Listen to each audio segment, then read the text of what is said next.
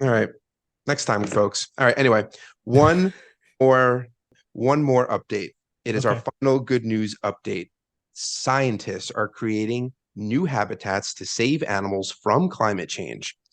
So, as climate change, agriculture, and urban development destroy natural habitats, many animals are left exposed without shelter from predators and weather. So, this is really interesting because I've even done this for animals in the past. And I'm like, not for any period of time, but I understand now, like, wow, I'd never even really understood this completely. So, an example is if scientists can recreate um, hollow trees where owls and bats nest, we can save these ecosystems and species, or at least buy them some more time until we figure out a better solution. So human-made nests and dens have been around for a while. Like I said, I've done it for like stray cats or something that have been out. But these primitive designs left animals vulnerable to predations, overheating, and parasites. So imagine a natural tree cavity protected by wood, insulated, but now imagine a thin plastic box in the sun. It's going to get very hot very quickly. Bat boxes that were done this way reached 116 degrees Fahrenheit, and bats would become dehydrated to the point where they just fell out of their nests. So now scientists are trying to use these 3D printing devices, augmented reality to assemble the nest by projecting them onto trees so they know exactly how to put these things together. It's really cool if you ever see a video of it. So that they are building these nests or these habitats exactly as they would be done in nature and using natural construction materials to mimic nature the best that it can.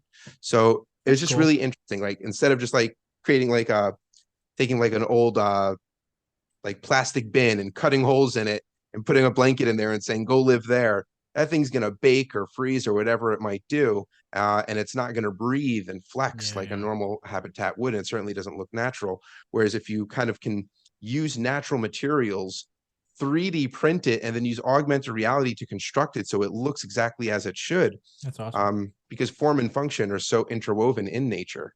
Mm. I think it would be I think that's a really cool positive step forward, and like it's kind of like, of course, why wouldn't we do that? But it seems like a real epiphany to say maybe we finally knew that that's the way that it should be, but now we have the tech to actually I achieve like it. it.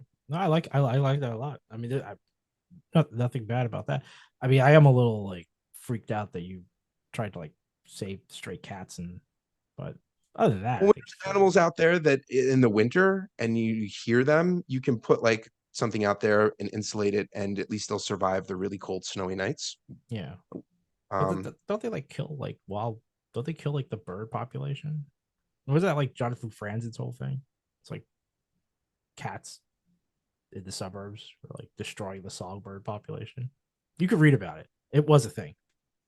I mean, I mean, I know it must be introducing hard. it, You're there feeling are like, feral cat communities, and yeah. you'll have like the local vets or even really people, normal, completely normal everyday people who have day jobs will go there and they'll bring them in, they'll nurse them back to health, they'll neuter and spay them, and then they'll release them back in. Oh, But you okay. do have Neuter feral spay. cat Gotcha. populations and stuff. Yeah, I gotcha. Yeah. Okay. Um, whether or not they're destroying the local wildlife, I mean, I don't, they're part of the ecosystem. Like as long as you're not like breeding them and making them enormous like super packs. Um, there's feral cats. That's a very like high-minded approach you've got there. It's actually what people are advocating, and by people I mean the experts are advocating with regard to the spotted lanternfly. They're saying that it's no longer an invasive species. It is so pervasive. It's so basically promiscuous. Why don't we call it that? That's how it gets it on. There are so many of them now that they're just now part of the ecosystem, and it's about how do you manage it.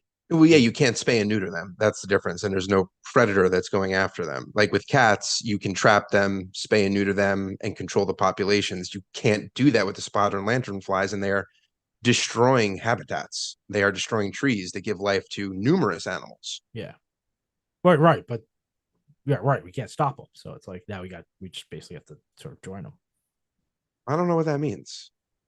I don't know what that It's means. Like provocative. to equate it to what I was talking about with cats, with putting a box out there so it doesn't freeze to death in a blizzard, and then letting the spotted lanternflies just like procreate, Well, they're not saying unleash no, them no. You're not onto. letting them. It's similar. You're saying you're not letting the cats procreate. No, you're uninhibited too. literally spaying and You're neutering them. spaying and You're neuter them. So yeah. you're trying to do this.